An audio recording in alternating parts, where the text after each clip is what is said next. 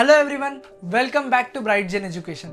Last lecture में हम लोगों ने लॉ ऑफ डीएमयू को खत्म किया था।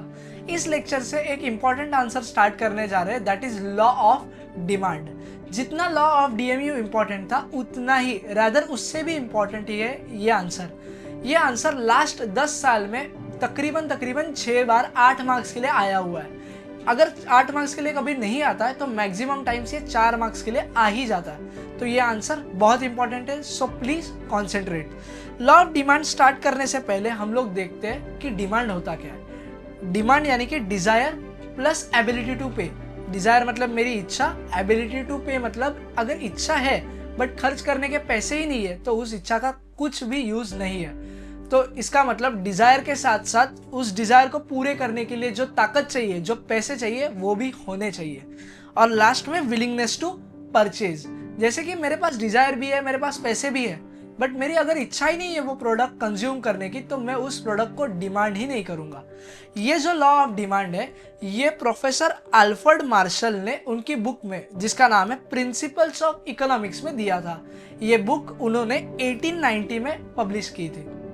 ये लॉ फंक्शनल रिलेशनशिप को एक्सप्लेन करता है। फंक्शनल रिलेशनशिप यानी कि इंटरडिपेंडेंस। अभी आप पूछोगे किन दोनों फैक्टर्स में इंटरडिपेंडेंस?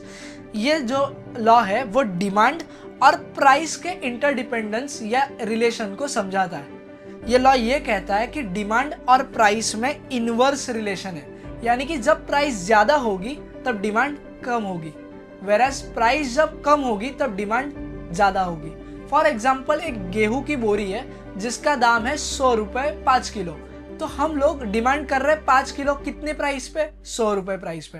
पर अगर उसी बोरी का दाम 1000 रुपए हो गया तो क्या हम उतना ही डिमांड करेंगे? क्या नहीं, बल्कि हम कम डिमांड करेंगे। क्यों? क्योंकि दाम बढ़ गए।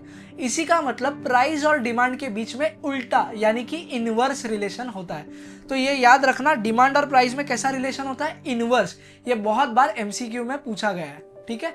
तो हम लोग अभी इस डिमांड के लॉ को एग्जाम्पल के साथ समझते हैं, यानी कि जो इन्होंने शेड्यूल दिया है उसके हिसाब से हम लोग समझते हैं। तो ये जो लेफ्ट हैंड साइड में लिखा है that is price of commodity और राइट में लिखा है क्वांटिटी डिमांडेड। पहले प्रोडक्ट की प्राइस 50 रुपीज थी, तब हम लोग 1 किलो प्रोडक्ट खरीदते थे। जैसे प्राइस 40 रुपए होगी तो हम लोग ने डिमांड बढ़ा दी, 1 किलो से हम लोग अभी 2 किलो डिमांड करने लगे। तो जैसे आपको दिख ही रहा है, जैसे जैसे प्राइस कम होते जा रही है वैसे वैसे हमारी डिमांड बढ़ते जा रही है। अगर उसका उल्टा होता, अगर जैसे प्राइस बढ़ती जाती तो हमारी डिमांड कम होती जाती। क्यों? क्योंकि इन दोनों में इनवर्स रिलेशन है। यही जो ऊपर हम लोगों ने डिमांड शेड्यूल देखा, इसी का ग्राफिकल रिप्रेजेंटेशन हम समझते हैं। इस ग्राफ में एक्स एक्सिस क्वांटिटी डिमांडेड को रिफर करता है, यानी कि कंज्यूमर कितना डिमांड कर रहा है, एक्स एक्सिस उसको दर्शाता है, वेरएज वाई एक्सिस डिनोट करता है प्राइस को। जैसे आप देख रहे हो, जैसे पहले प्राइस 50 रुपए थी तो डिमांड पहले यहाँ थी, ऊपर थी, बट जब जब प्राइस ऑफ कमोडिटी 10 रुपए पे आ गई तो वो डिमांड यहाँ पे यानी कि बढ़ गई।